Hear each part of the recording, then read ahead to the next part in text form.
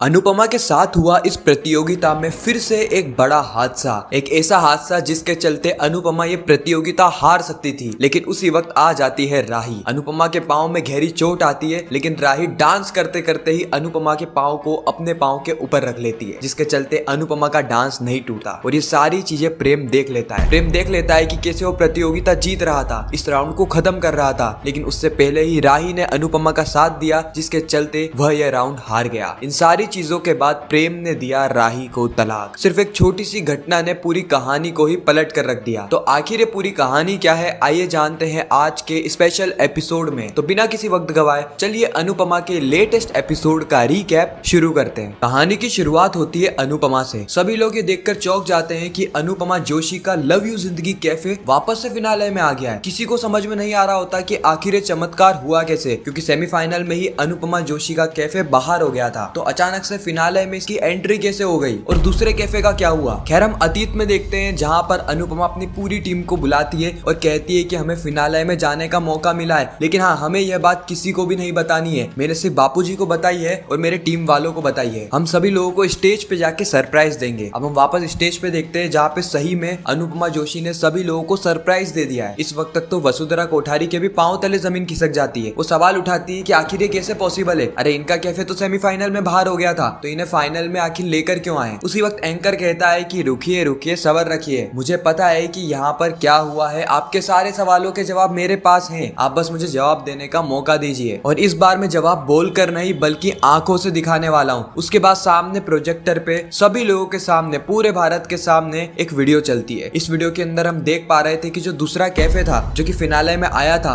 उन लोगों ने चीटिंग करी थी। अब क्योंकि यह पूरा ही कॉम्पिटिशन मोरल वैल्यूज पे डिपेंडेंट है, क्योंकि ये खाने का कॉम्पिटिशन है, यहाँ पर किसी भी प्रकार की धोखाधड़ी बर्दाश्त नहीं की जाती, इसीलिए इन लोगों ने धोखाधड़ी करी, जिसके चलते इन्हें डिस्क्वालीफाई कर दिया गया है और अनुपमा जोशी के कैफे को फिनाले में पहुंचा दिया गया है। ये अनुपमा जोशी के लिए एक फेरी टेल से कम नहीं है, यानी एक सपने से कम नहीं है कि इनका कैफे सेमीफाइनल में हारने के बाद भी फाइनल में पहुंच गया है। यह बात सुन के सभी लोग बहुत ज्यादा खुश हो जाते हैं। और जब प्रेम के पास माइक आता है तो प्रेम का जवाब भी काबिले तारीफ होता है। प्रेम कहता है कि अगर अनुपमा जोशी फाइनल में आई है और इससे कोई सबसे ज्यादा खुश है तो वो है प्रेम कोठारी, क्योंकि मैं यही चाहता था कि अनुपमा जोशी मेरे हाथों हारे, ना कि अपनी परिस्थिति से हारे। सेमीफाइनल में यह अपनी परिस्थिति से हारी थी, लेकिन अब मैं पूरी काबिलियत के साथ इन्हें हराने वाला हूँ। इसके बाद अनुपमा जोशी के पास माइक आता है और अनुपमा जोशी अपना भाषण शुरू कर देती है। वह इमोशनल भाषण देते हुए कहती है कि भगवान ने मुझे दूसरा अवसर दिया है और इस अवसर को मैं गंवाने वाली नहीं हूँ। सेमीफाइनल में हमने 100% नहीं दिया था, लेकिन इस फिनाले में मैं 100% दूंगी। साथ ही मैं प्रेम को एक मैसेज देना चाहती हूँ कि जो इंसान भी किसी और को हराने के लिए अपने आप को जिता रहा होता है ना, वो ज्यादा आगे नहीं बढ़ पाता, वो जीत के करीब आकर ही हार जाता है। लेकिन जो इंसान अपने आप को बेहतर बनाने के लिए किसी भी प्रतियोगिता में हिस्सेदारी लेता है तो वो हमेशा आगे बढ़ता है, क्योंकि उसकी हार में भी उसकी जीत होती है। खैर इन सारी चीजों के बाद इस प्रतियोगिता को शुरू कर दिया जाता है। लेकिन इंटरेस्टिंग बात यह है कि तोशु और पाखी ये दोनों बहुत ज्यादा खुश होते हैं, क्योंकि एक तरफ तो ये साथ दे रहे होते हैं प्रेम कोठारी की टीम का और दूसरी तरफ ये साथ दे रहे होते हैं अनुपमा जोशी की टीम का। इनको तो बस जीते हुए इनाम से मतलब है कि जो भी टीम जीते उसमें से थोड़ा बहुत हिस्सा अगर इन्हें मिल जाए तो इनकी जिंदगी सवर जाए। इनसे ज्यादा लालची और मक्कार लोगों को हमने हमारी जिंदगी में आज से पहले कभी नहीं देखा। तो फिनाले का पहला राउंड शुरू हो जाता है, जिसमें बहुत सारे ट्विस्ट देखने को मिलेंगे। सबसे पहला ट्विस्ट तो ये है कि यहाँ पर खाने के साथ साथ भरोसे का भी टेस्ट होने वाला है, यानी खाना केवल और केवल बनाएंगे आपके हेड, यानी एक तरफ अनुपमा जोशी, दूसरी तरफ प्रेम कोठारी। लेकिन पहला ट्विस्ट ये है कि इन दोनों को ही बिना देखे खाना बनाना है, सिर्फ सूंघ कर और महसूस कर कर। आप लोग तो समझ ही गए होंगे कि आंखों पे पट्टी बांधने की बातचीत चल रही है। एक तरफ अनुपमा अपनी आंखों पे पट्टी बांधेगी, दूसरी तरफ प्रेम, और इसके पूरे जो टीममेट हैं वो इनसे दूर रहेंगे। उनके पास भी अलग अलग काम रहेगा, लेकिन इसी काम के बीच उन्हें ताली बजाकर और छोटी मोटी आवाजें कर कर इन्हें इशारा करना है, ताकि ये अच्छे ढंग से खाना बना पाए। यहाँ पर डिश के साथ साथ भरोसे का भी टेस्ट होने वाला है कि अनुपमा किस तरीके से अपनी टीम को समझती है। कहीं ऐसा तो नहीं कि ये नौसखिया टीम को लेकर आई है, सिर्फ और सिर्फ अपने काबिलियत के दम पे यहाँ तक पहुंची है, या फिर ये टीम वर्क के दम पे यहाँ तक पहुंची है, क्योंकि किसी भी प्रतियोगिता को जीतने के लिए टीम वर्क जरूरी रहता है। दूसरी तरफ प्रेम के साथ भी बिल्कुल यही है कि क्या उसकी टीम उसे यहाँ पर लेकर आई है या फिर वो अपने काबिलियत के दम पे यहाँ पर आया है। इन सारी चीजों की परीक्षा ली जाएगी। आपके पास सिर्फ 2 मिनट है, 2 मिनट के अंदर आपको इशारे तय करने, यानी एक ताली बजाने से क्या इशारा होगा, 2 से क्या होगा, चुटकी बजाने से क्या होगा, कोई और साउंड निकालेंगे तो क्या होगा। साथ ही खतरे का भी यहाँ पे पता लगाने की कोशिश करी गई है कि अगर किसी भी प्रकार का कोई भी खतरा होता है तो उन्हें कुछ अलग प्रकार का इशारा बनाना होगा और सबसे पहले आप वही इशारा बनाओ। 2 मिनट का टाइमर शुरू होता है। एक तरफ अनुपमा की टीम जुड़ जाती है और दूसरी तरफ प्रेम की टीम जुड़ जाती है। प्रेम यहाँ पे अपनी ही मर्जी से चला रहा होता है कि नहीं, एक ताली बजाएंगे तो ये होगा, 2 बजाएंगे तो ये होगा। प्रेम किसी की भी बात को नहीं सुनता, ना ही ख्याति की बात को, ना ही श्रुति की बात को, ना ही राही की बात को। और इस तरफ हम देखते हैं अनुपमा को। अनुपमा सभी की बातों को सुन रही होती है, साथ ही यह लोग दिमाग लगाते हैं, खासकर दिग्विजय। दिग्विजय कहता है कि ताली तो वहां से ही बज रही होगी, अगर हमने भी ताली के सहारे से कुछ डिसाइड किया तो हम बहुत बड़ी प्रॉब्लम में फंस जाएंगे, क्योंकि अनुपमा जी को ये थोड़ी ना पता चलेगा कि ताली हम बजा रहे हैं या वो बजा रहे हैं। और लिटरली यह बात सुन के तो मेरा भी दिमाग खुल गया कि कितनी ज्यादा खतरनाक चीज यहाँ पे दिग्विजय ने नोटिस करी है, जो कि प्रेम नोटिस नहीं कर पाया, क्योंकि ताली तो इस साइड भी बजेगी, ताली उस साइड भी बजेगी। बहुत बड़ा कंफ्यूजन क्रिएट होने वाला है। खैर 2 मिनट का टाइमर यहाँ पर खत्म होता है और दोनों ही टीम ने अपने अपने इशारे डिसाइड कर लिए होते हैं। अब बारी है प्रतियोगिता के शुरू होने की। लेकिन यहाँ पर एक और ट्विस्ट ऐड कर दिया जाता है। पता नहीं ये खाने का कंपटीशन है या फिर कोई और ही कंपटीशन चल रहा है। ट्विस्ट पे ट्विस्ट, ट्विस्ट पे ट्विस्ट और ट्विस्ट पे ट्विस्ट ऐड करे जा रहे हैं। खैर इस तरफ हम देखते हैं कि ट्विस्ट ये था कि पट्टी बांधने के बाद जो खाना टेबल पे रखा हुआ है, जो भी चीजें इंग्रेडिएंट्स रखे हुए हैं, उसको चेंज कर दिया जाएगा। इस तरफ से श्रुति को बुलाया जाता है, जो कि अनुपमा के खाने को चेंज कर देगी, इधर उधर रख देगी, जिससे कि अनुपमा को इंग्रेडिएंट्स को महसूस करने में, पकड़ने में बहुत ज्यादा दिक्कतें होगी। और इस तरफ से प्रेरणा को चूज किया जाता है, जो कि ये का यही सीन प्रेम के साथ करेगी, यानी प्रेम के खाने को शफल कर देगी। खैर कुछ ही मिनटों के अंदर ये लोग शफल वफल कर देते हैं और इसी के साथ ही खूबसूरत एपिसोड यहीं पे समाप्त हो जाता है। अगले एपिसोड में हम देखेंगे कि इस प्रतियोगिता में कौन जीतेगा। लेकिन एक बोनस चीज मैं आपको बता दूं कि ये प्रतियोगिता का पहला राउंड अनुपमा ही जीतने वाली है। अब कैसे जीतेगी यह जानने के लिए कमेंट सेक्शन में पार्ट 2 जरूर लिखना। बाकी मैं मिलता हूँ किसी नेक्स्ट वीडियो में, जब तक के लिए गुड बाय।